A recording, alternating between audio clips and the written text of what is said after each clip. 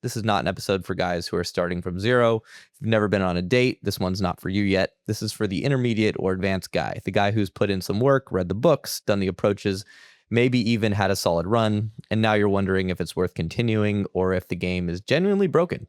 That's who I'm talking to today. So let's start by acknowledging what's actually going on, because I'm tired of people pretending it's not real. High quality men stepping back from dating is not a fringe thing. It's a measurable cultural shift in 2026. Dating app downloads are declining, male engagement on the apps is dropping, and the data backs us up. And I get it, because here's the specific type of man this is happening to. It's not the guy who hasn't done any work, it's the guy who has. He's done the self-development, he's built a solid life, he works out, he's got his shit together, and he gets on Hinge and feels like none of that matters before he opens his mouth. The effort to reward ratio feels completely broken for this guy, and he's not wrong to notice that. You've got the 666 standard being publicly broadcasted now, right? 6 feet, 6 figures, 6-pack. Guys are looking at that and thinking, okay, so everything I actually worked on hard to build doesn't count?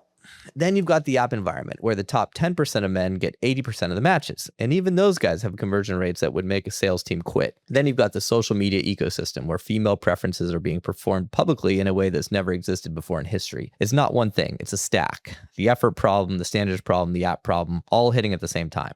And I'm not going to stand here and tell you you're imagining it. You're not. But here's where I'm going to push back on you. There are two completely different types of men stepping back right now, and they need to be separated because they are not the same situation at all. Type 1 is stepping back from bitterness. The game is broken. Women are the problem. Nothing is worth it. Everything is rigged, and I'm done. These men are not recovering. They're hiding, and they're calling it wisdom. Type 2 is stepping back strategically.